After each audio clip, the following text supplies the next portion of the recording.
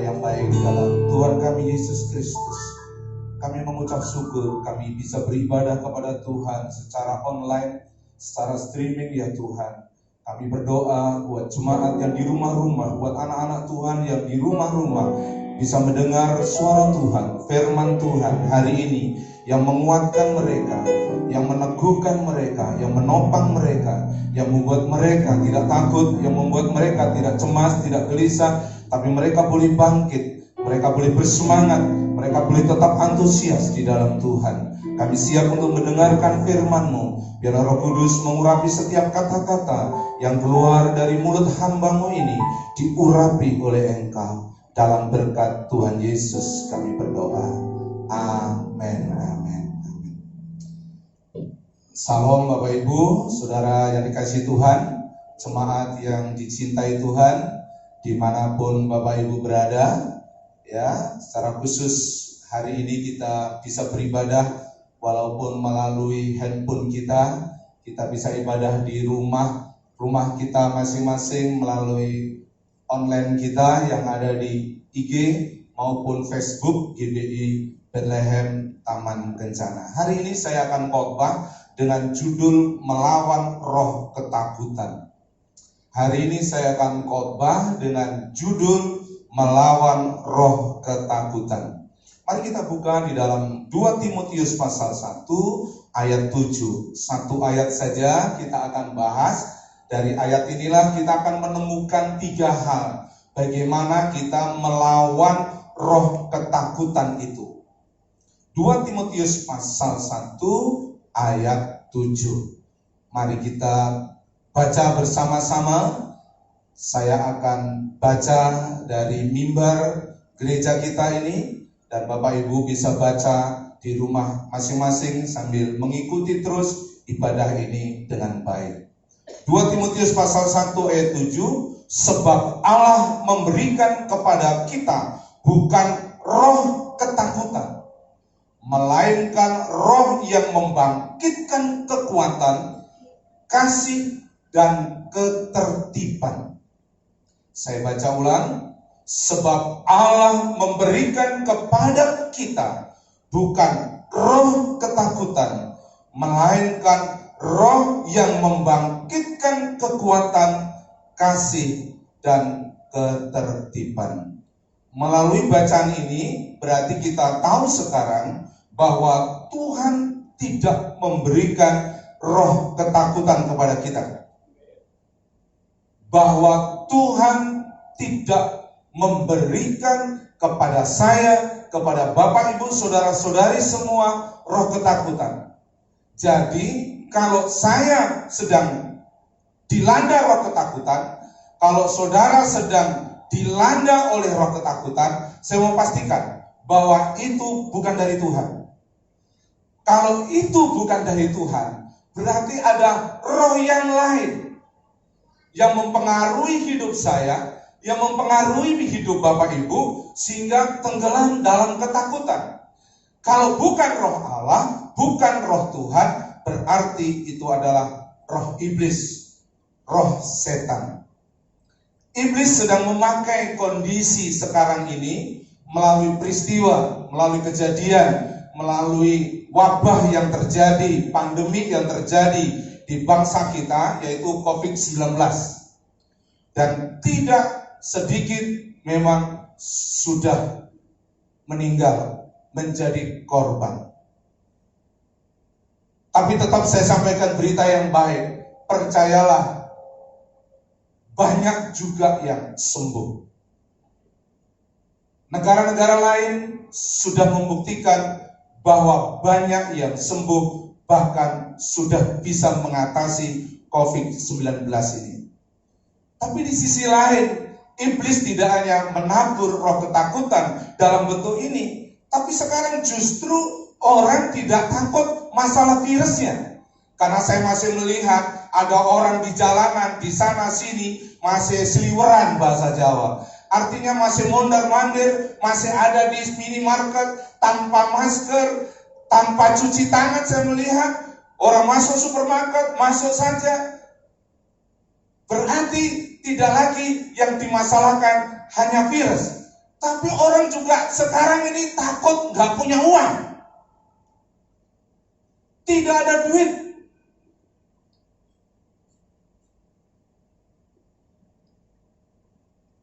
Bagaimana kalau biasanya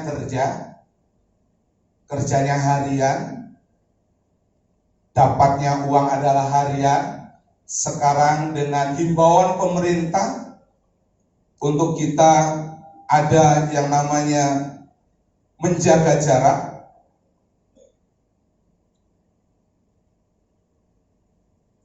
ada himbauan pemerintah untuk kerja di rumah, ibadah di rumah, belajar di rumah. Saya berdoa, saya menghimbau kepada pemimpin-pemimpin perusahaan, kepada pemimpin-pemimpin yang punya usaha untuk bijak dalam kondisi ini. Tapi bagaimana dengan yang biasa harian seperti ojek online dan yang lain-lain? Saya bisa memahami.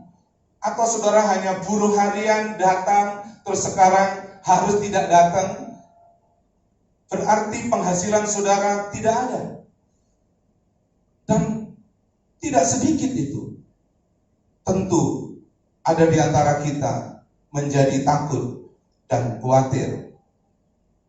Ada yang rasa takut sampai terjadi istilah panic buying atau membeli berlebihan. Semua akhirnya berbondong-bondong menyerbu bagi yang punya uang.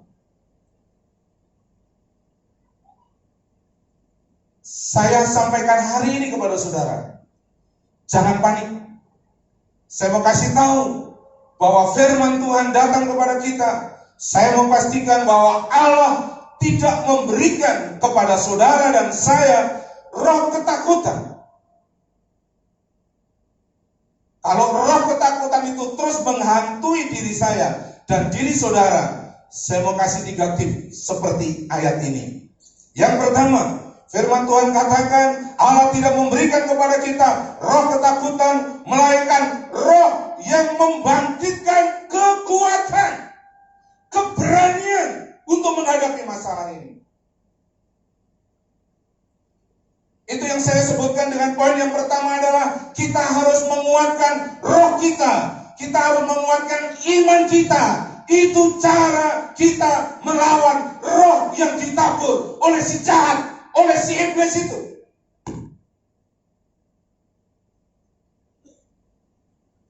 Bagaimana sekarang menguatkan imanmu dan imanku? Puji Tuhan, ini saatnya di rumah bapak-bapak mulai harus berfungsi. Yang selama ini tidak peduli untuk bersama-sama berdoa di keluarga, ayo bapak-bapak, para pria, saya mengajak, mulai ajak istrimu, ajak anak-anakmu untuk doa di rumah masing-masing. Mulai meningkatkan mutu kualitas imanmu dengan ibadah di rumah, membaca firman.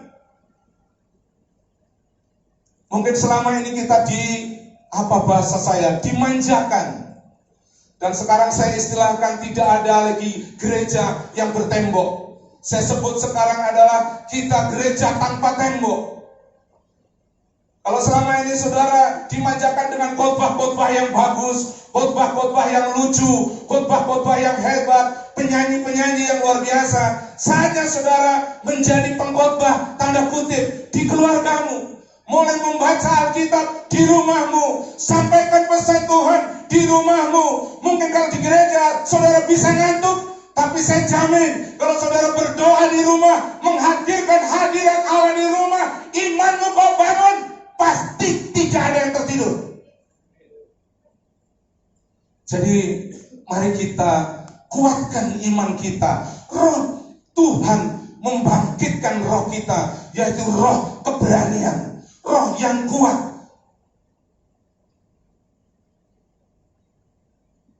Mulai ada gerakan membaca firman di rumah, mulai buat gerakan doa di rumah, mulai buat gerakan ibadah di rumah. Itulah cara kita meningkatkan iman Dan dengan iman yang kuat, dengan apakah kita mengalahkan sistem dunia ini, roh yang ada di dunia ini? Alkitab katakan dengan iman kita.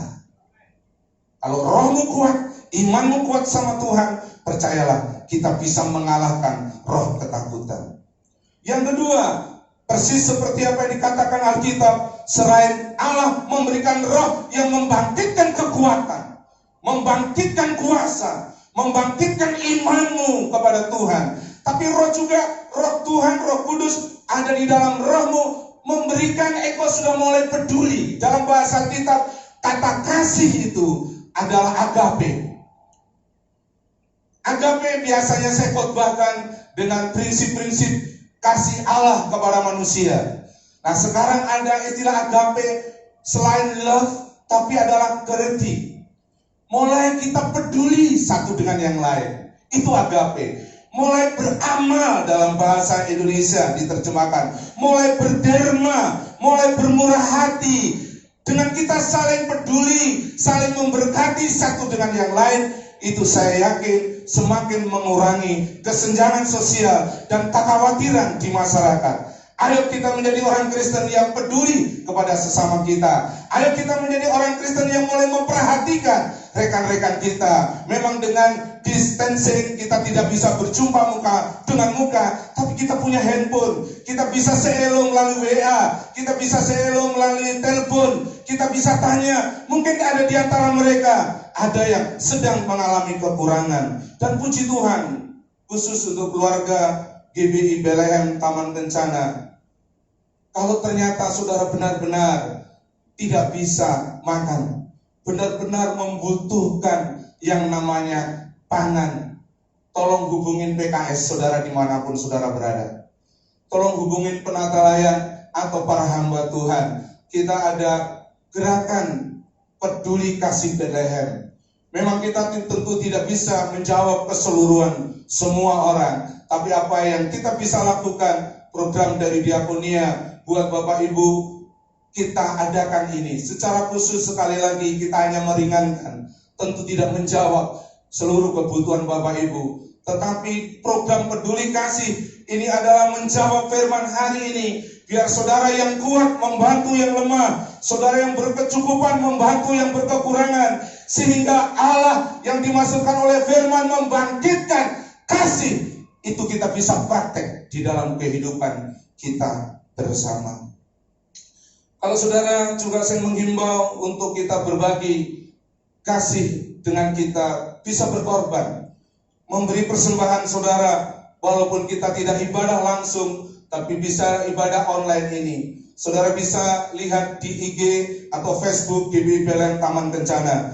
Atau kalau saudara mungkin sulit bisa mendengarkan khotbah saya ini, saya mau bacakan rekening BCA kita, yaitu 53106514888 atas nama Gereja Bethel Indonesia. Semua sudah ada di IG, semua sudah ada di Facebook, saudara bisa ada di sana. BCA 53106514888 atas nama Gereja Bethel Indonesia. Saya yakin dengan kita saling mempedulikan, saling memperhatikan, itu menolong, mengurangi rasa ketakutan yang ditabur oleh iblis. Yang terakhir, Tuhan memberikan kepada kita yang disebut sebagai ketertiban, tapi dalam bahasa yang lain, kalau kita membaca di dalam Greek and Hebrew Bible, dalam bahasa Yunani dan Ibrani Alkitab kita, sebenarnya di sana dikatakan dengan istilah adalah self control, penguasaan diri. Dalam King James Version diterjemahkan dengan istilah dengan sound mind atau pikiran yang cerdas, pikiran yang positif.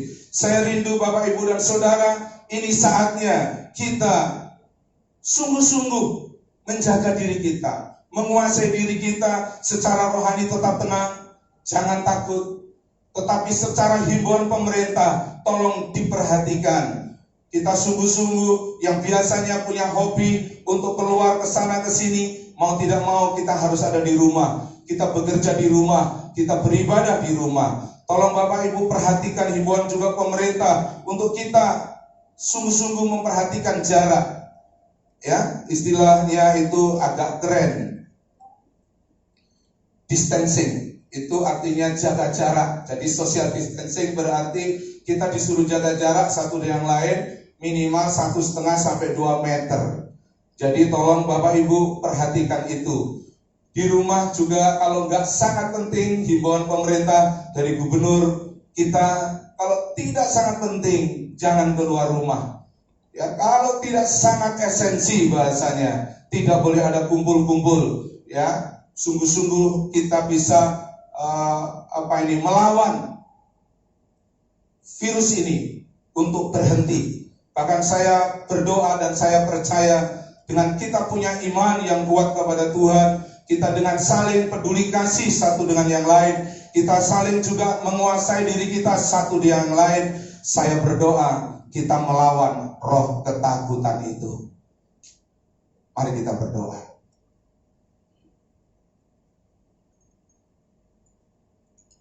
Tuhan Yesus, hamba berdoa buat firman-Mu, supaya tidak ada seorang pun yang setelah mendengar firman mereka takut.